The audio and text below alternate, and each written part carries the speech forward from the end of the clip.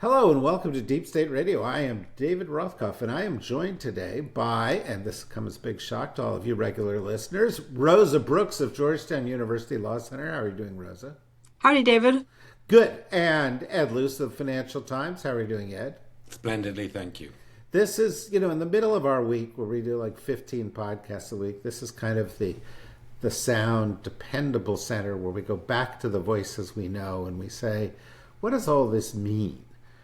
Usually, though, when we're doing it, we talk about, the rest of the world, and there's Russia, China, the Middle East, all these, Greenland, all these important places. But the big story in the world at the moment, and probably for much of the year, is going to be the United States and what's going on in the United States. And, of course, we can talk about democracy in Minneapolis and rebellion and all this other stuff, and we will, and we have. But there's one story that's happening in the United States that I'd like to tease out a little bit because it's tempting, and in fact I've succumbed to the temptation, to take this story and say this is a peripheral story or this is a story about sort of a demi-monde of politics that doesn't have broader implications. And that, of course, is the Epstein story. But there are other ways to look at the Epstein story in which you might end up viewing it as being symptomatic of the times, revealing of our times, revealing of our president, revealing of the way the country works, that could make it much more important. Ed wrote a column about this, and I thought, well, that's a good place to start. I mean, after all, Ed, you're writing for the readers of the Financial Times, and they're all sitting there in Rolls Royces, drinking champagne, and they have important things to do. Why would they care about the Epstein story? I guess for the same reason everyone else is riveted by the Epstein story, which is his network was what I call an MRI of the establishment, every walk of it. And they are, many of our readers, part of the establishment. They know some of these people, mention any big Silicon Valley name, mention pretty much any private equity titan, mention any, most of the sort of Ivy League big names you've heard of, all of them in some form or another. Most of them have cropped up on these email exchanges, these strangely sort of subliterate, abbreviated forms of communication with Epstein that really powerful, always busy people seems to be their leitmotif. So fascinated just at that. I think the mirror it holds up to us, the culture of no shame, of shamelessness, that nothing really shames any of these people. For those who aren't part of it, the idea there is a two-tier justice system, which of course is a perfectly reasonable, commonsensical attitude to hold, but this sort of shows you in full view the two-tieredness at work. And I think it's a major cultural moment in American history. It's a prolonged cultural moment, very much not over. And I do argue in Leninist style that, politics is downstream of culture, and that we will see potentially, quite nihilistic, quite horrible political reactions to this, and I'm not sure exactly where they will land. But it's remarkable to me that the person at the center of all this, Donald Trump, is the one least scathed by the latest 3 million page dump, because his whole view has always been, we're all at it, we're all corrupt, we're all choose your peccadillo or sexual crime. Everybody does it. And this would appear to those not paying that much attention to vindicate that view. Yeah, I think it's true. And I think you and I happened to have breakfast this morning. We were talking about it. And we're saying that this could kind of be the signature scandal of the era because it deals with everything you said. It reveals the nature of elite impunity, the nature of that the world works in a different way for the people at the very top, and they help each other get what they want. And a lot of these new elements in the files that have been released thus far talk. They're more revealing about how rich people stay rich, get ahead of the curve. They help each other solve each other's problems, and sort of weigh in and use their weight to help each other do that. And they reveal a culture of the moment.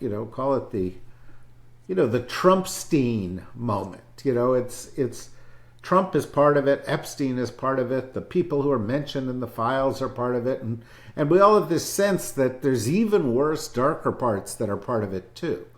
And I'm wondering if you buy into this thesis, Rosa, that this is more than meets the eyes. And by the way, I'm not saying that in any way to minimize the pain, suffering, or injustices done to the 1,200 or so women who have been victimized by the sex trafficking part of this.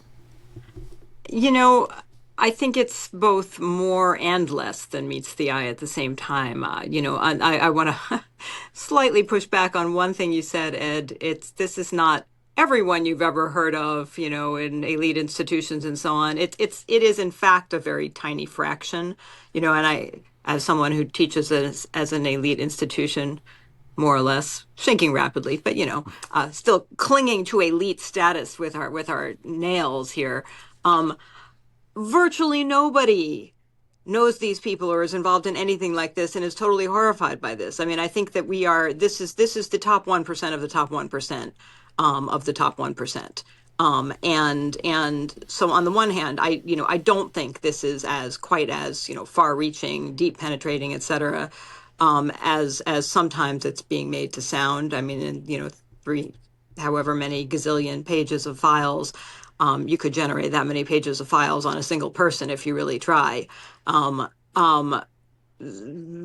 being said, no question, quite a lot of people, primarily men, a few women, who 100% should have known better, who should have been expected to be better, were involved in Epstein. It does reveal, in addition just to the horrific and criminal sexual abuse and sexual crimes and other crimes committed by Epstein and those in his inner circle, it absolutely reveals this sort of culture of, hey, you help me out, I'll help you out. And it, to I still think in some ways it's less than meets the eye, just in the sense that, right, what else did anybody ever expect, right? That this new? Is this new news on some level? Is it new news that there was a guy who was actually trafficking in underage girls, raping them, et cetera, which is a crime? Yes, and that a fair number of prominent people seem to be participating in that. But the idea that the super rich and the super elite often know each other, hang out together, give each other rides on their private jets, invite each other to their private islands or private equivalents if they don't happen to have an island and they just, have a really, really fancy house somewhere, or maybe a mega yacht or whatever it might be, and, help each other's kids get jobs and help each other's spouses get jobs or contracts. No, of course that's not news. Like, this is what people do.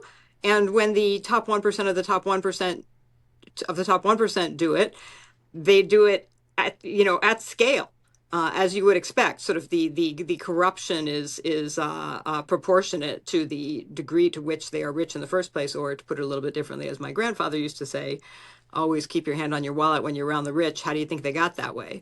So in that sense, maybe I'm just super cynical about this, but my reaction for the most part to the Epstein stuff is like, yeah, so what did anybody expect? Of course, we already knew this. And as for Donald Trump, Donald Trump has always been the unshameable man, which, as you know, has been the primary reason that I've always figured he can't possibly be a Russian asset, because he's not controllable. He's not blackmailable because he's not shameable. What I think in some ways is more surprising, and here is a question for the two of you. I am actually surprised at how little consequence pretty much anybody else is paying. So many of these very powerful men and women are seem to be getting away with, oh yeah, sorry, right, that was a little bit embarrassing, poor judgment, as opposed to anything more serious. I'm just going to chime in here briefly and then turn it back to Ed. First of all, I certainly agree with your point. It would be hard for me not to.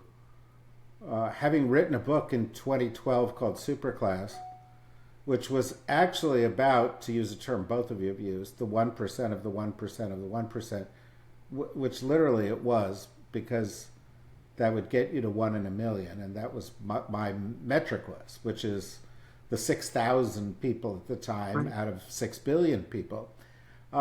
But I have to tell you something. I wrote that book in 2012, having just come out of the Clinton administration, having worked for Kissinger Associates, and having gone to Davos every year for many, many years and so forth. And part of the reason I wrote it was to say, yeah, this group of people exists. But part of it was, hey, don't believe the conspiracy theories. They're in it for the deals, but there's less nefarious going on here than you think. I was completely wrong about that. I took it far too easy, because what I didn't get into was the fact that this is the mechanism of corruption of the planet. This is where the insider information gets spread. This is where people work their impunity, work their being above the law, get their kids into the schools which keep them in the elites going forward, exercise political power and influence in ways that are outside of institutions. I have the sense that there is an Epstein cluster, and it's different from some of the other clusters of super empowered people, because within the Epstein cluster there is sex trafficking. But the Federalist Society cluster, the way it worked, there wasn't sex trafficking being offered among friends. There were, trips to vacations. Certainly hope not. Well, as far as we Ew. know, right, true. But but there were trips, vacations, rides on airplanes, and so forth. And when people zoom off to Sun Valley or Davos or, well, I mean, Ed's going to Munich again next week. You guys go off to like Nova Scotia or someplace. I don't know. I occasionally get invited to places like Detroit. Detroit, yeah. But Aspen, you go to the Aspen Ideas Festival, and it's a bunch of rich people with cocktails, ostensibly talking about poverty, but actually talking about their next deal and saying, yeah, I'm still in the club, and help me out here, and scratch my back, and I'll scratch yours. And that this is it's clusters of elites intersecting with each other outside of institutional structures for the most part that make the world go round. And that is not a good thing if you believe that, everybody in the world ought to have some kind of say in how the world is going around. But, Ed, you're in all those groups. You're, I can't name an elite group that you don't hobnob with. So maybe you want to defend them. If you think of sort of discrete clusters, whether it's people in the financial world, people in private equity, people in certain Ivy League circles, people in law firms, maybe sort of royals skiing in the Alps, whatever it is, they're all there discrete. This is the sort of supercluster, the supercluster fuck, in fact, of a scandal. Because and the reason why I stand fully corrected by Rosa, the point I was trying to make is that there is not a strand of the elite that is not touched by this. And Rosa's exactly right. It's not most of the elite, whether you define it as 1% of one, however you define it.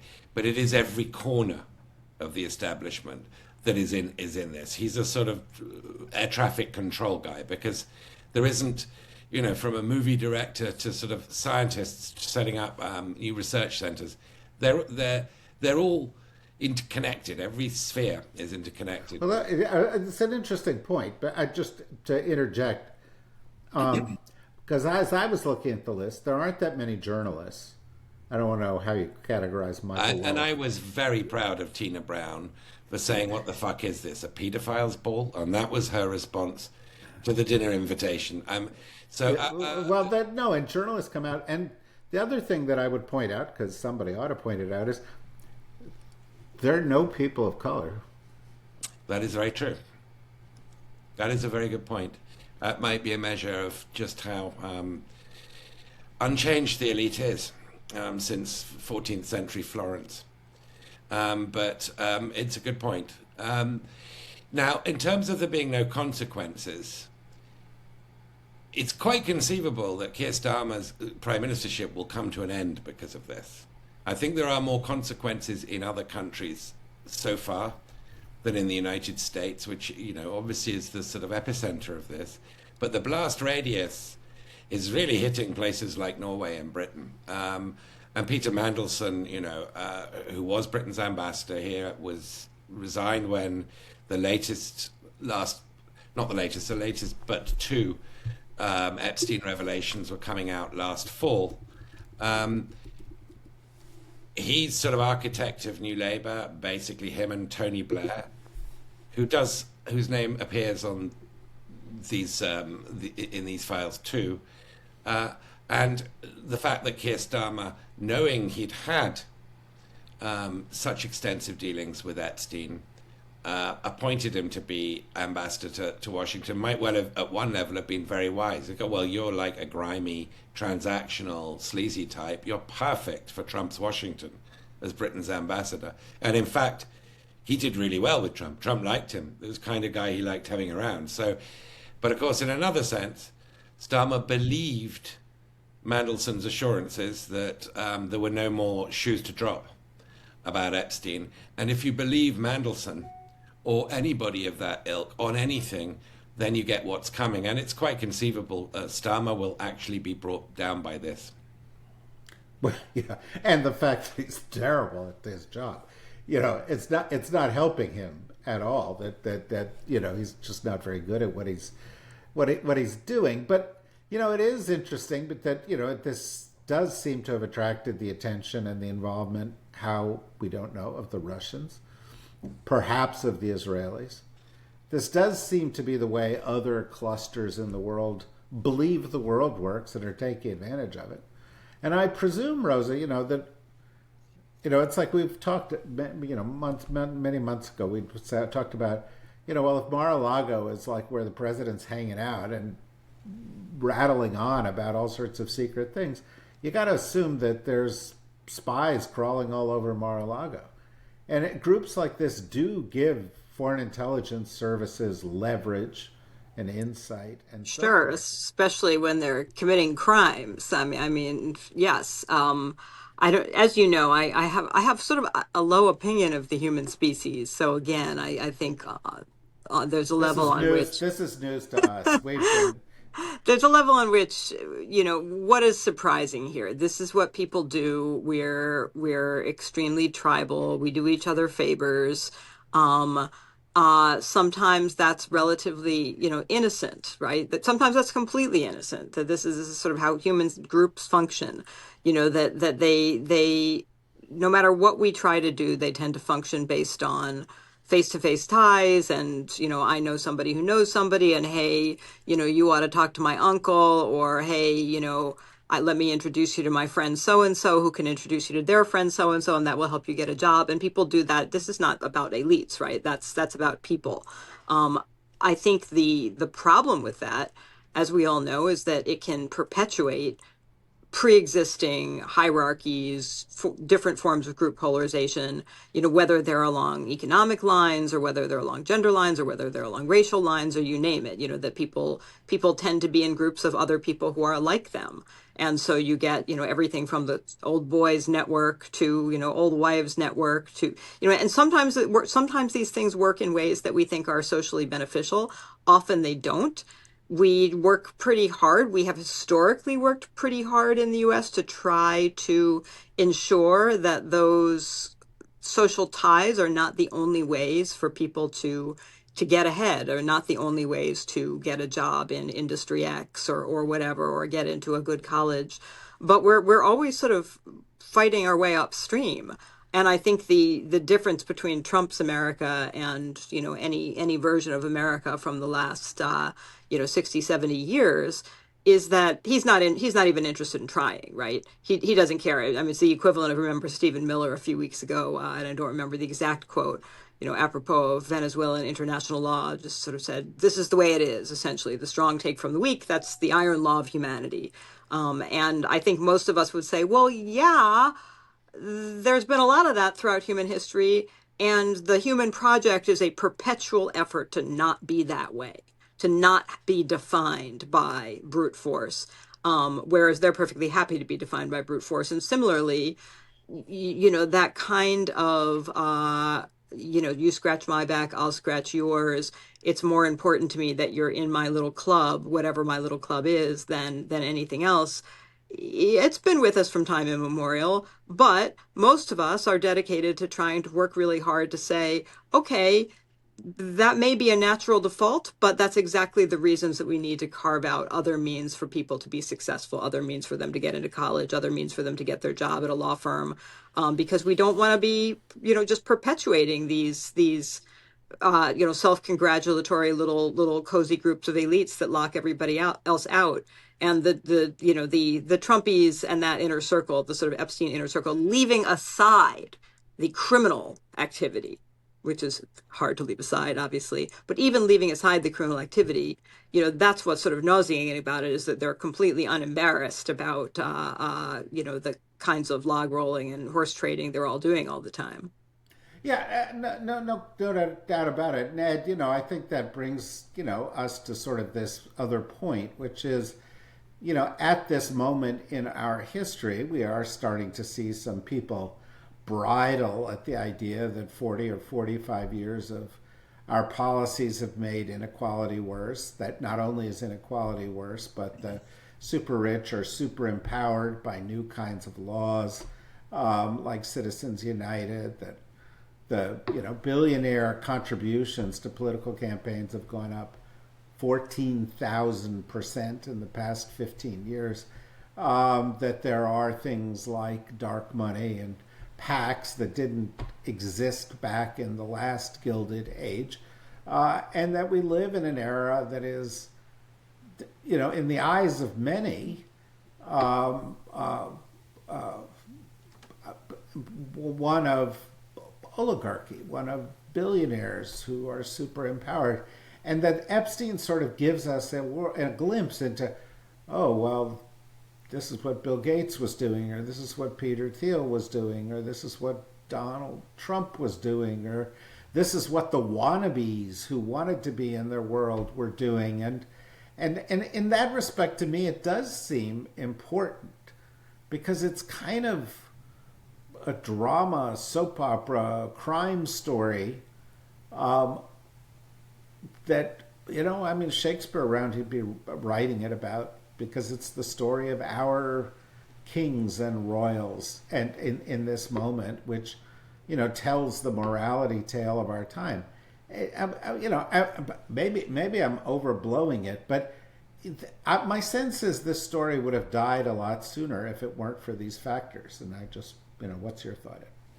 Yeah, I mean, what I've sort of been writing about and talking about to some people is, the absence of the culture of shame. And the culture of shame, in a very stereotypical sort of view, is a stronger thing in Japan, and culture of guilt is stronger in guilty conscience in, allegedly in Christian Europe. Now, leaving aside those stereotypes and that the world is a lot more complicated than that, having a culture of shame is a much easier bar to clear than having a culture of guilt, because a culture of guilt implies that these people would be conscience-stricken on their own in the middle of the night to behave better. Shame just involves some social enforcement. It's at least in theory, easier to imagine shame working than conscience. And that's gone. And Rosa's absolutely right. There's always been in-groups and out-groups and hierarchies and people, on the fringes of society. But in-groups tend to have self-preservation and having certain rules and having certain sort of codes of ethics, even if they're self-serving, they're still rules. Um, it's the appearance that there are none, except mutual back scratching, except that we're dealing with favors here. We know all kinds of shit about each other. But it doesn't really, it helps enforce a sort of an in-group feeling, but there's no real rules here, except that you do me a favor, I do you a favor. I think that's quite hard.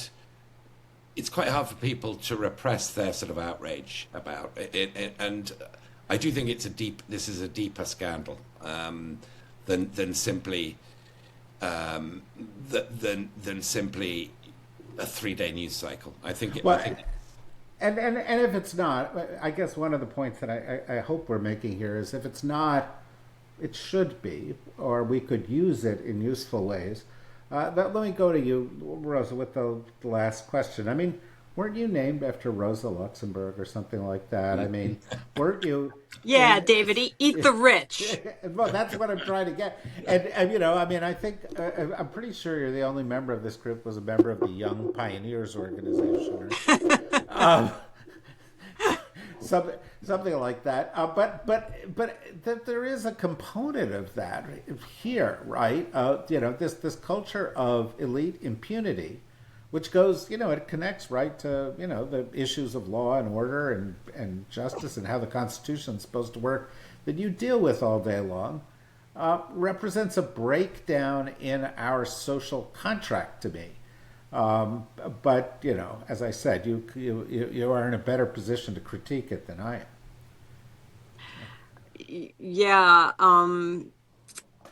I do think, and this is where the right and the left meet on this, that some of the staunch MAGA people and some of the staunch, Democratic Socialist America, unite to a certain degree in just being totally grossed out, as they should be, and appalled by this particular form of elite misbehavior. Um, and I think that's right. I think that I do think that there's tremendous anger in this country, not just in this country, but speaking of the United States, there's tremendous anger, and there should be tremendous anger at the sort of lack of restraint and kind of deep moral rot, that you see on display in things like the various Epstein files that have been released so far, and this is a bipartisan form of moral rot. We've seen both prominent right wing actors and politicians and financiers and so on, as well as prominent Democrats caught up in this particular scandal. And part of what is of course revolting about it is that while the rest of us little people think that politics maybe matters, they're all sort of chummily living it up and raping underage girls together, without any apparent concern for the fact that they supposedly disagree. It's revolting. It's appalling. I think the real question though is how does that how does that righteous anger get channeled, get used, get taken advantage of in some cases? What impact does that anger actually have on our politics, on our policies, on our laws? And it's not really clear to me that this is going to go in any particularly useful direction, right? Because right now it just seems like this sort of inchoate feeling of rage at the elites, eat the rich, and yeah. But if we can't figure out a way to build some kind of consensus around, okay, what do we actually do about this? What is it that bothers us about this? In addition to being bothered by the actual crimes that lie at the heart of this, what are the other things? So I think it's not just the crime that bothers us, right? It's also the sort of not illegal, but just disgusting levels of consumption, corruption, mutual favors, and so on that get revealed. You know, is it possible for Americans at this moment in time to agree on anything except that we're all really pretty mad? Pretty mad. Can we agree on what we do about that? Can we agree on any set of economic policies? Can we agree? Does this push in the direction of helping one party or another? Does it push in the direction of changed laws? Because I'm not seeing anything coalesce around any particular form of reform or change, or a radical break from the past. So I'm not sure what we're doing with this. Does it have an impact? Sure. Everybody's talking about it. Does it make me mad? Yes, sure. Does it make everybody mad unless you're Jeffrey Epstein or Larry Summers or one of their dear friends? Yeah, it makes 99.9% of America really stinking mad. But it's not particularly clear to me that in any deeper sense it is going to lead to any form of enduring change or movement for change. I wish it would, but I don't think it is. I certainly hope that it does, and I have some thoughts about how it could. And if I were going to do a preamble leading directly into my latest Substack, Need to Know, which is called "It's the Billionaire Stupid," I would have done exactly what you just did for the past 3 minutes. But that's exactly the question. I tried to answer that question. There are probably many, many other answers to that question. But I think it's the big question. I think the question is, how do you channel this? And, frankly, for the country, I think the issue is that either you channel it into a break with what has led to inequality, what has led to oligarchy, what has led to elite impunity, or, as has been the temptation of both political parties for the past 40 years, you find a new way to accommodate that group. And we sink deeper and deeper into those things. So I do think it does create a kind of a crossroads moment. That's one of the reasons I wanted to talk about it. It's one of the reasons I'm so grateful that you, Rosa, and Ed could spend the time talking about it here. Go look at that Substack at Need to Know Substack, and follow our other conversations, because we're talking about this a lot from a lot of different perspectives here. And if you are subscribing to us at thedsrnetwork.com, and you could become a paid subscriber, that'd be great, because that'll help us be independent media. And as today's the day we lost, in effect, what was remaining of the Washington Post, independent media has a bigger role to play. And if you are starting to watch us or watching us on YouTube, subscribe on YouTube. That doesn't cost anything. And building up our YouTube subscriber base is a top priority right now. So go subscribe to the DSR Network on YouTube. So if you do, we'll see you again real soon. For now, thanks everybody. Bye-bye.